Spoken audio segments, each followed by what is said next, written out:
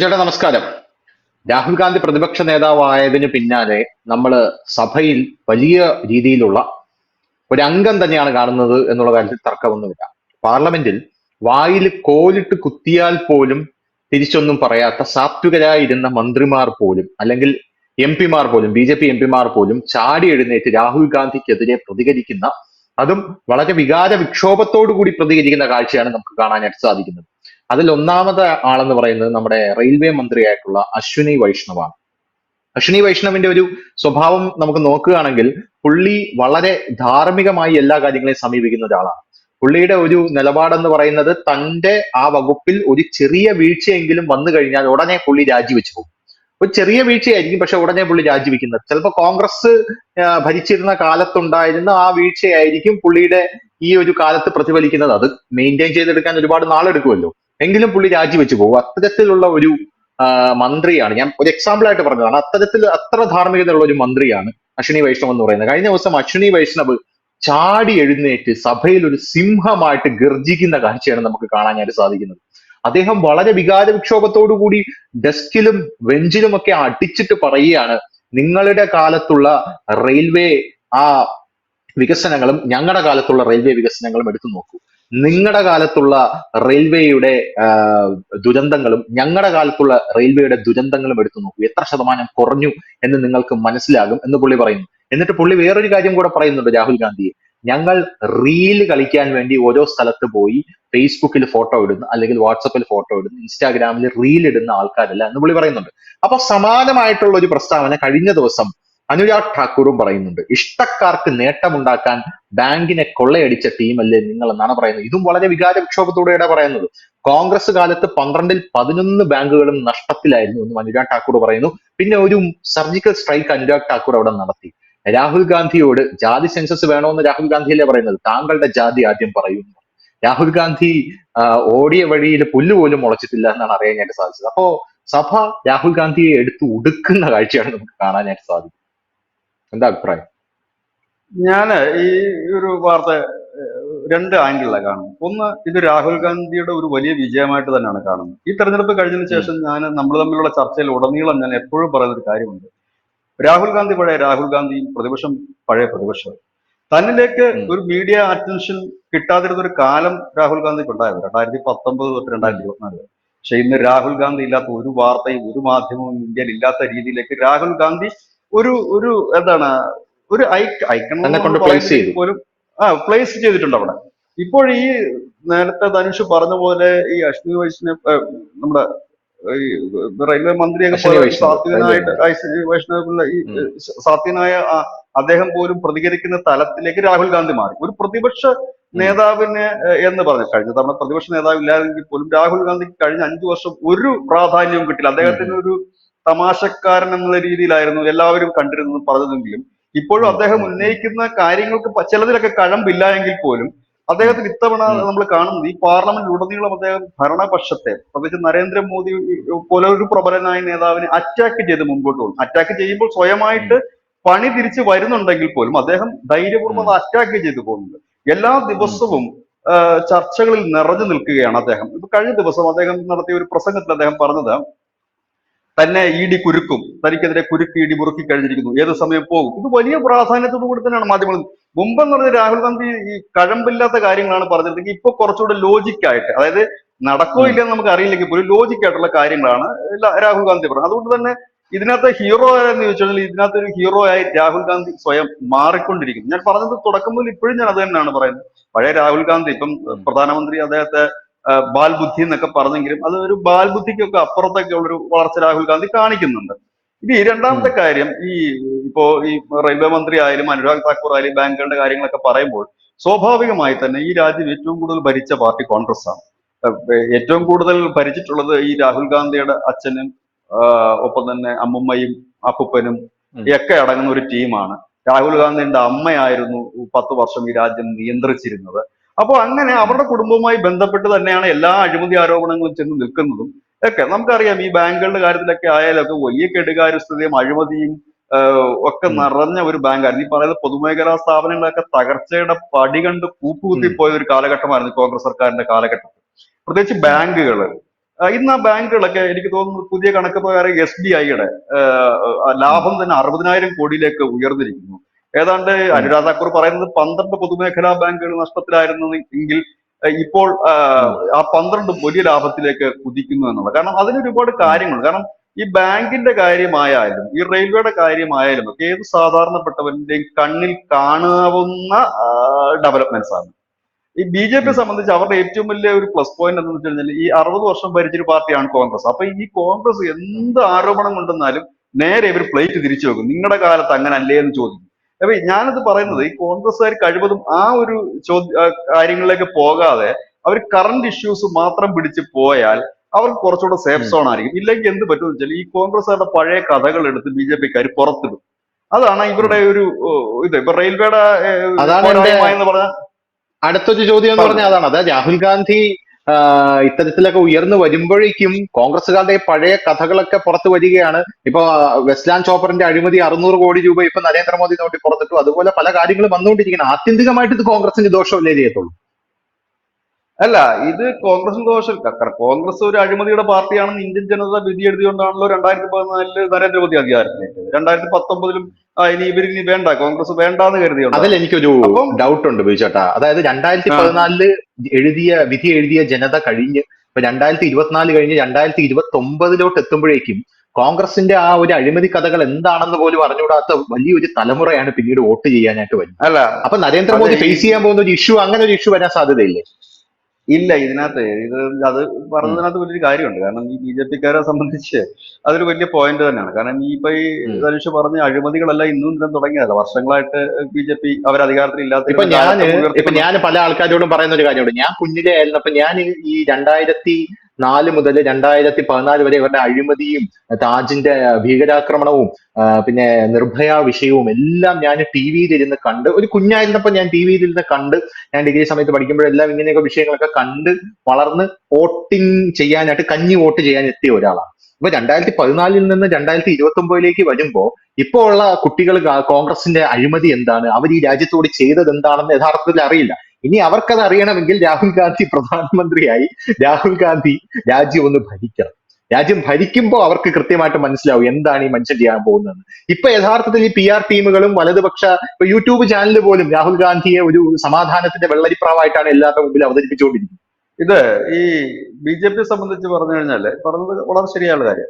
ഇപ്പൊ ഈ national Herald കേസിലൊക്കെ Rahul ഗാന്ധിയും ശ്രീമതി സോണിയാഗാന്ധിയും ഒക്കെ ചോദ്യം ചെയ്ത് കഴിഞ്ഞു ഒരു വട്ടം. വലിയ വിവാദമായതായിരുന്നു, രാജ്യത്തൊക്കെ വലിയ വാർത്തയായത്. അപ്പോ എനിക്ക് തോന്നുന്നത് ഇനി ഒരു വർഷം, ഈ വരുന്ന ഒരു വർഷ കാലയളവിൽ ഇവരുടെ ഇപ്പൊ ഈ അന്വേഷണം നടന്നുകൊണ്ടിരിക്കുന്ന കേസുകളൊക്കെ BJP ഒന്നുകൂടി ടൈറ്റ് ചെയ്യാൻ സാധ്യതയുണ്ട്. ഇല്ലെങ്കിൽ ധനുഷ് പറഞ്ഞ ഒരു അപകടത്തിലേക്ക് BJP പോകും. കാരണം ഇത് ഇനിയും ഉം. വെച്ച് നീട്ടി ഇതിന്റെ കാര്യങ്ങൾ ഇപ്പൊ ഈ അഗസ്റ്റ വെസ്റ്റ്ലാൻഡ് ആയാലും അങ്ങനെ അനവധി അഴിമതി കഥകളൊക്കെ അന്വേഷണം നടന്നുകൊണ്ടിരിക്കുന്നുണ്ട്. ആ അന്വേഷണം നമുക്ക് ഉം. കുറച്ചുകൂടി ടൈറ്റ് ചെയ്തില്ല എങ്കിൽ എന്ത് പറ്റുമെന്ന് വെച്ച് കഴിഞ്ഞാല് ഈ 2029 ഒരു പുതിയ തലമുറ അല്ലെങ്കിൽ ആളുകൾ ഇത് മറന്നു പോവുകയും ഇത് സ്ഥിരം കേൾക്കാൻ തുടങ്ങിയ സാധനമാണല്ലോ എന്ന ഒരു രീതിയിലേക്ക് മാറുകയും ചെയ്യും. അവിടെ ഒരു വലിയ വെല്ലുവിളി ഞാൻ കാണുന്നത് എന്താ അറിയോ? ഈ BJP ഈ കോൺഗ്രസിന് കേസുകൾ ടൈറ്റ് ചെയ്യും തോറും ഇവിടെയുള്ള യൂത്ത് BJP-യെ ഒരു രാക്ഷസ പക്ഷത്തും കോൺഗ്രസിനെ സമാധാനത്തിന്റെ വെള്ളരിപ്രാവിന്റെ പക്ഷത്തുമാണ് നിർത്തുന്നത്. ഇപ്പൊ ഇന്നലെ ഞാൻ കണ്ട വളരെ പ്രബലമായിട്ടുള്ള ഒരു റീൽ ഉണ്ടായിരുന്നു. ഓം ബിർള BJP-ക്കാര് MP-മാര് സംസാരിക്കുമ്പോൾ ചിരിച്ചുകൊണ്ടിരിക്കുകയും അതേസമയം കോൺഗ്രസ്സുകാർ സംസാരിച്ചുകൊണ്ടിരിക്കുമ്പോൾ ക്രുദ്ധനായിരിക്കുകയും ചെയ്യുന്ന ഒരു റീലാണ് കണ്ടത്. ഇത് സോഷ്യൽ മീഡിയയിൽ തരംഗമായി ഓടുകയാണ്. ഇൻസ്റ്റാഗ്രാമിൽ നമുക്ക് കയറുമ്പോൾ നമുക്ക് അതിന്റെ പൾസ് അറിയാൻ പറ്റുമല്ലോ. അതിന്റെ താഴെ വരുന്ന കമന്റുകൾ ചേട്ടൻ ശ്രദ്ധിക്കണം. രാഹുൽ ഗാന്ധിക്ക് അനുകൂലമായിട്ട് കമന്റുകൾ ഒഴുകുകയാണ്. അത്തരത്തിലൊരു സാധ്യതയിലേക്ക് കാര്യങ്ങളൊക്കെ പോവുകയാണ്. ഇപ്പൊ സോഷ്യൽ മീഡിയ കോൺഗ്രസ് കൈയടക്കി എന്നുള്ള കാര്യത്തിൽ തർക്കമില്ല. അത് സോഷ്യൽ മീഡിയ ആരും ഉം, കൈയടക്കുന്നില്ലല്ലോ. ഇതിനകത്ത് ഉം, വേറെ ഒരു കാര്യം കൂടെ ഉണ്ട്. ഇപ്പോൾ ഈ പറഞ്ഞത് വളരെ ഗൗരവമുള്ള ഒരു കാര്യമാണ്. അതായത് ഇപ്പൊ ഇപ്പൊ നാഷണൽ ഹെറാൾഡ് കേസായാലും കൊണ്ടുവരുമ്പോൾ BJP അത് വിശദീകരിച്ചു കൊടുക്കണം. ഇത് എന്ന് തുടങ്ങിയ കേസ്, 13 വർഷം മുമ്പുള്ള ഒരു കേസാണ്. ഉം, അതിന്റെയാണ് ഒന്നാം ഘട്ട ചോദ്യം ചെയ്യൽ. അത് എന്ന് തുടങ്ങിയ കേസാണ്, അത് ആര് കൊടുത്ത കേസാണ്, അന്ന് തങ്ങൾ അധികാരത്തിൽ ഉം, ഉം, ഉം. ഉണ്ടായിരുന്നു, എന്താണ് ആ കേസ് എന്ന് വിശദീകരിക്കാൻ തക്ക കപ്പാസിറ്റി BJP-ക്ക് ഉണ്ട്. കാരണം അവരുടെ വക്താക്കളാണ് ഇന്ന് ഇന്ത്യയിലെ നില ലോകത്തിലെ തന്നെ ഏറ്റവും മികച്ച വക്താക്കളാണ് അവരുടെ BJP-യുടെ നാഷണൽ അതെ, സ്പോക്സ് അതെ, അതെ. പേഴ്സൺസ് എല്ലാം. അവർക്കത് വിശദീകരിക്കാൻ കഴിയാം.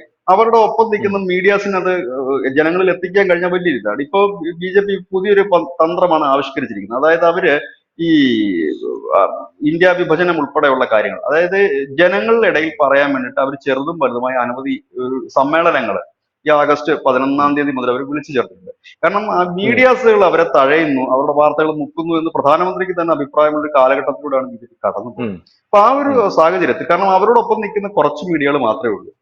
അത് എപ്പോഴും ഈ ഉം, മോദിയുടെ പടം വെച്ചിട്ട് വാർത്ത ചെയ്യുമ്പോൾ എല്ലാവരും പറയും അത് സംഘി മാധ്യമമാണെന്ന് പറഞ്ഞാലും അവരുടെ കൂടെ നിൽക്കുന്ന ഉം, വലതു മാധ്യമങ്ങൾ എന്ന് പറയുന്നത് വളരെ കുറവാണ്. ഏതാണ്ട് ഒരു 80-85% അവർക്ക് വിരുദ്ധമായ, ഇല്ലെങ്കിൽ ഉം, മാധ്യമത്തിന്റെ ഒരു രീതി അനുസരിച്ച്, മാധ്യമങ്ങളുടെ രീതി അനുസരിച്ച് അവർ പറയും ഭരണ ഉം, വിരുദ്ധമായിട്ട് നമ്മൾ നിന്നാലേ പറ്റൂ എന്നൊക്കെ പറയും. ഏതായാലും അങ്ങനെയാണ് ഉം, നിൽക്കുന്നത്. ഉം, ഉം. അപ്പോ ഈ പറഞ്ഞത് കണക്ക് ഇവർക്ക് ഇത് ചെയ്യാൻ കഴിയണം, അതായത് വിശദീകരിച്ച് കൊടുക്കാൻ കഴിയണം. അങ്ങനെ കൊടുത്ത് ഒരു വർഷത്തിനുള്ളിൽ ഇവർ ഈ ഇവര് പണ്ട് പുരാതന കാലം തൊട്ടേ ആരോപിക്കുന്നതും ഒപ്പം തന്നെ അന്വേഷണം നേരിടുന്നതുമായ കേസുകൾ മുൻപിലോട്ട് കൊണ്ടുവന്നാൽ മാത്രമേ ഇനി ഇവർക്ക് ഉം. ബി.ജെ.പിക്ക് മുൻപോട്ട് പോകാൻ കഴിയും. കാരണം ഇനിയും ഇടയ്ക്കിടയ്ക്ക് ഇത്രയും ആരോപണങ്ങൾ പറഞ്ഞാൽ ജനം ശ്രദ്ധിക്കില്ല, കാരണം അവർക്ക് വേണം. പിന്നെ അതെ. ബി.ജെ.പിയുടെ ഇപ്പോൾ നടത്തുന്ന കാര്യങ്ങൾ, ഇപ്പൊ ഈ അശ്വിനി വൈഷ്ണവ് ആയാലും ഒക്കെ പറയുന്ന കാര്യങ്ങൾ കഴമ്പുണ്ട്, കാരണം വിസിബിൾ ആണ്. ഒരു സാധാരണപ്പെട്ടവൻ എപ്പോഴും വികസനം കാണുന്നത് കണ്ണിൽ കാണണം, അല്ലാതെ അവന് കുറെ കണക്കുകളുടെ കാര്യമില്ല. ഇപ്പൊ നമ്മുടെ റെയിൽവേ ഉം, നോക്കിക്കോളൂ, എന്തു പുരോഗമനമാണ്. ഒരു 10 വർഷം മുമ്പ് ഇങ്ങനെ അല്ലായിരുന്നു. ഒന്നുമില്ലെങ്കിലും ഈ വന്ദേ ഭാരത് പോലുള്ള ട്രെയിൻ കാണാനും ഈ സെൽഫി എടുക്കാനും തന്നെ ഒരു വലിയ ജനക്കൂട്ടം വരുന്നുണ്ട്. അപ്പം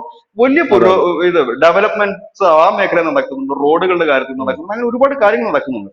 അപ്പം ഇത് ഉം, വികസനമില്ലെന്ന് രാഹുൽ ഗാന്ധിക്ക് പറയാനില്ല. പക്ഷെ ബി.ജെ.പിയുടെ ഇപ്പോഴത്തെ എനിക്ക് തോന്നുന്നു ഏറ്റവും വലിയ പോരായ്മ, ഈ വികസന നേട്ടങ്ങൾ ജനങ്ങൾക്കിടയിൽ എത്തിക്കാൻ അവർക്ക് കഴിയുന്നില്ല. ഉം, ഉം, അവരിപ്പോഴും ഒരു ഉം. പഴയ ആലസ്യത്തിലാണ്. അവരുടെ ധാരണ രാവിലെ ഉച്ചയ്ക്കും വൈകുന്നേരം നരേന്ദ്രമോദിയുടെ ഓരോ ഫോട്ടോ പോസ്റ്റ് ചെയ്ത് കഴിഞ്ഞാൽ എല്ലാവരും വോട്ട് ചെയ്യും എന്നുള്ളതാണ്. അത് ആ ഒരു അതെ അതെ. തരംഗമില്ല ഇപ്പോൾ.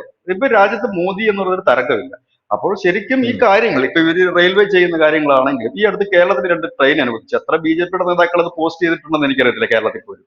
അപ്പൊ അങ്ങനെയൊക്കെയുള്ള അനവധി നേട്ടങ്ങളുണ്ട്. ഇപ്പൊ പിന്നെ അങ്ങനെയുള്ള കാര്യങ്ങള് എന്താണ് ജനങ്ങൾക്കിടയിൽ എത്തിക്കാൻ കഴിയണം. ഈ CPM-ന്റെ 2ാം ഭരണം കിട്ടുന്നതിന് ഒരു പ്രധാനപ്പെട്ട കാരണം അവരുടെ കേഡർമാര്, അവരുടെ ഉം, പാർട്ടിക്കാർ കേഡർമാര് പിണറായി വിജയന്റെ കുറെ നല്ല ആയിട്ടുള്ള കാര്യങ്ങൾ, അതായത് ഈ റോഡ് വികസനമൊക്കെ അദ്ദേഹത്തിന്റെ പേരിലാണ് ഉള്ളതെങ്കിൽ പോലും ഈ കിറ്റ് ഉം, വിതരണവുമായി ഉം. ബന്ധപ്പെട്ടിട്ടുള്ള ആ കിറ്റുകളുമൊക്കെ വലിയ രീതിയിൽ, ക്ഷേമ പെൻഷനൊക്കെ വലിയ രീതിയിൽ ഹൈലൈറ്റ് ചെയ്ത് ജനങ്ങൾക്കിടയിൽ എത്തിക്കാൻ അവർക്കന്ന് കഴിഞ്ഞിരുന്നു. അവരുടെ ആ സോഷ്യൽ മീഡിയ ഹാൻഡിലുകൾക്ക് കഴിഞ്ഞിരുന്നു, അവർക്ക് കഴിഞ്ഞിരുന്നു. അവരിപ്പോഴും ഇന്നും ചെയ്യുന്നുണ്ട്. ഞാൻ വയനാട് ദുരന്ത ഇപ്പോഴും ഭൂമിയിലും ചെയ്യുന്നു. അവരതൊക്കെ ചെയ്യുന്നുണ്ട്. ഇന്ന് ലോകത്ത് തന്നെ ഈ സോഷ്യൽ മീഡിയയിൽ വലിയ ഒരു പിടിയുള്ളതും വലിയ തരംഗം സൃഷ്ടിക്കാൻ കഴിയുന്നതുമായ രാഷ്ട്രീയ പാർട്ടിയാണ് ബി.ജെ.പി. അവർക്ക് അത്രത്തോളം സോഷ്യൽ മീഡിയ ഹാൻഡിലുകൾ ഉണ്ട് അവർ. പക്ഷെ ആ ഉം, ഹാൻഡിൽ കൈകാര്യം ചെയ്യുന്നവരൊക്കെ ഒന്നുകിൽ ഒരു ആലസ്യത്തിലാണ്, അല്ലെങ്കിൽ അവർ കടുത്ത ഉം, നിരാശയിലാണെന്ന് നമുക്ക് പറയേണ്ടി വരും. കാരണം ഇപ്പോഴും അവർക്ക് ഈ ഉണ്ടായ ഒരു തിരിച്ചടി, ആ തിരിച്ചടിയിലൊക്കെ കടുത്ത നിരാശയിലാണ് അവർ. ഒന്നുകിൽ നിരാശയായിരിക്കണം, അല്ലെങ്കിൽ അപ്പൊ അവരെ തിരിച്ചു കൊണ്ടുവരണം. അത് എന്റെ ഒരു ഉദാഹരണം ഞാൻ പറയാം. ഒരു 2 ആഴ്ചക്ക് മുമ്പ് അമിത്ഷാ ഉം, മഹാരാഷ്ട്രയിൽ ഒരു പരിപാടിയിൽ പങ്കെടുത്തിരുന്നു. ഉം, ഈ പ്രവർത്തകരുടെ ഒരു പരിപാടി. അദ്ദേഹം അവിടെ പറഞ്ഞത്, നിങ്ങൾ മനസ്സ് തകരരുത്. കാരണം അവർക്കറിയാം, ബി.ജെ.പി കേന്ദ്ര നേതൃത്വത്തിന് നന്നായി അറിയാം ഇതിങ്ങനെ ഡൗൺ ആയി ഉം, നിൽക്കുകയാണ്. അപ്പൊ പറഞ്ഞു, നിങ്ങൾ മനസ്സ് തകരരുത്, നമ്മൾ 2 സീറ്റിൽ നിന്ന് ഭരണത്തിൽ എത്തിയവരാണ്, നമ്മൾ ഒരുപാട് പരാജയം ഉം. നേരിടും. ബി.ജെ.പിക്കാരെ സംബന്ധിച്ച് അവരുടെ ഏറ്റവും വലിയൊരു സ്ട്രെങ്ത് എന്ന് പറഞ്ഞു കഴിഞ്ഞാൽ, ഈ ലോകത്ത് തന്നെ ഏറ്റവും കൂടുതൽ പരാജയപ്പെട്ടിരിക്കുന്ന ഒരു രാഷ്ട്രീയ പാർട്ടിയാണ്. അപ്പൊ അവർ അതെ അതെ. പഞ്ചായത്തിൽ പോലും ജയിക്കാതിരുന്നിട്ടും അവരുടെ പ്രവർത്തകർ ഇങ്ങനെ പ്രവർത്തിച്ചിട്ടിരുന്ന ഒരു ഇതാണ്. പക്ഷെ ഇപ്പോഴെന്ത് പറ്റുന്ന വെച്ചാൽ, അത്രയും ഹാർഡ് വർക്ക് ചെയ്യുന്ന പ്രവർത്തകർ ഇപ്പൊ അവർക്ക് ഉണ്ടോ എന്നുള്ള കാര്യത്തിൽ ഒരു ചെറിയ ഉം, സംശയമുണ്ട്. അന്നെന്ന് പറഞ്ഞാൽ ഹാർഡ് കോർ ആയിട്ടുള്ള അവരുടെ കേഡേഴ്സ് ഉണ്ടായിരുന്നു. RSS ഉം, ബി.ജെ.പി എന്നൊക്കെ പറഞ്ഞ സെപ്പറേഷൻ അല്ല, ഒന്നിച്ചൊരു പോക്കായിരുന്നു അവർക്ക് ഉണ്ടായിരുന്നത്. അപ്പം ഈ RSS-നെ കൂടെ കൂട്ടിയോജിപ്പിച്ച് വളരെ പവർഫുൾ ആണ്. BMS ആയാലും ഇതെല്ലാം ഒറ്റക്കെട്ടായിട്ട് പോയിക്കൊണ്ടിരിക്കുന്ന സമയത്ത് പവർഫുൾ ഉം, ആയിരുന്നു, ആക്റ്റീവ് ആയിരുന്നു ഇപ്പോഴും. പക്ഷെ ഇപ്പോഴത് ഇല്ല. അത് നമുക്ക് വിസിബിൾ അല്ലത്, നമുക്ക് കാണാൻ ഉം, കഴിയുന്നില്ല. കാരണം പലയിടത്തും പ്രതികരിക്കേണ്ട പലയിടത്തും ബി.ജെ.പിയുടെ പ്രതികരണം കാണുന്നില്ല, ഇല്ലെങ്കിൽ അവരുടെ ഉം, ഭരണ നേട്ടം തന്നെ അവർ എങ്ങും പറയുന്നില്ല. അത് എന്താണ് അമിത്ഷാ ഉം. നിങ്ങൾ തളരരുത് എന്ന് പറയുന്നത്. പക്ഷെ എനിക്ക് തോന്നുന്നത് ഇതിനകത്ത് ചില പ്രശ്നങ്ങളുണ്ട്. ആ പ്രശ്നങ്ങൾ ഒരുപക്ഷെ പരിഹരിച്ച് കഴിഞ്ഞാൽ ഇവർ വീണ്ടും പഴയ ശക്തിയോടുകൂടി തന്നെ വീണ്ടും വരും. കാരണം ഈ പാർട്ടിയെ സംബന്ധിച്ച് അവർ തകരില്ല. കാരണം ഈ ഇതിന്റെ ഒരു ബേസ് എന്ന് പറയുന്നത് ഈ RSS ആയതുകൊണ്ട് തകരില്ല.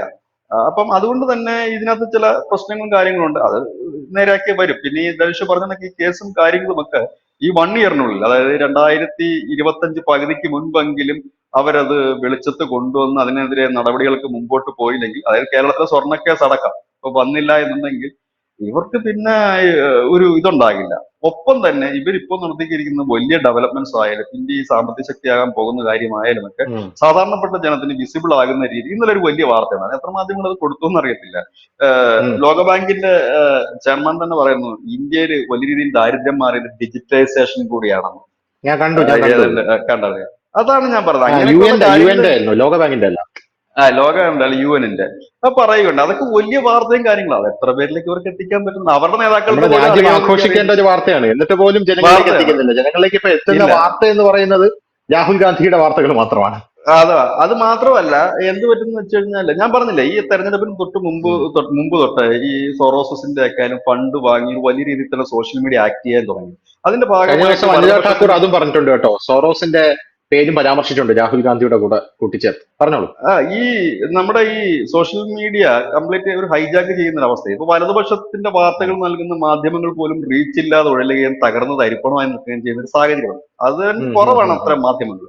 ആ ഒരു ഉം, സാഹചര്യത്തിൽ കൂടെയാണ് കടന്നു പോകുന്നത്. ഏതായാലും ഉം. എന്താ പറയുന്നത്, ഈ BJP കുറച്ചുകൂടെ അഗ്രസീവായിട്ട് മുമ്പോട്ട് പോകുന്നു. ഇപ്പൊ ഞാനീ പറഞ്ഞ വാർത്ത, ഈ അതെ അതെ. UN-ന്റെ പറഞ്ഞ വാർത്ത, ഉം. ഈ എത്ര കേരളത്തിലെ BJP നേതാക്കൾ പോസ്റ്റ് ഇട്ടു, എത്ര കേരളത്തിലെ BJP നേതാക്കൾക്ക് അറിയാം, ഇല്ലെങ്കിൽ എത്ര പേരിലേക്ക് അത് അതെ എത്തി, അതെ. ഇതൊക്കെയാണ് ഞാൻ പറഞ്ഞില്ലേ. അത് ഇവൻ നമുക്കറിയാം, അമേരിക്കയിൽ ഉം. ഇരിക്കുന്ന ഏതെങ്കിലും ഒരു NGO-കാരൻ, NGO-കള് പിന്നെ പട്ടിണി സൂചികയിൽ ഇന്ത്യ 160-ാമതാണെന്നും ഇന്ത്യ സന്തോഷമില്ലെന്നും പറഞ്ഞൊരു ഇൻഡെക്സ് ഇറക്കുന്നു, ഇല്ലെങ്കിൽ അവരുടെ ഒരു സർവേ എന്നും പറഞ്ഞ് ഇറക്കുന്നു. അതുപോലും ഉം. ആഘോഷിക്കുന്ന ഈ നമ്മുടെ രാജ്യത്ത് ഒരു നാടാണ്. UN-ന്റെ അവിടെയാണ് ഇത്തരം ഒരു വാർത്ത മാധ്യമങ്ങൾ മുക്കിയത് പോട്ടെ, ആ വാർത്ത ഉം. നൽകിയവരുടെയെങ്കിലും കുറഞ്ഞ പക്ഷം ഷെയർ ചെയ്യാനെങ്കിലും.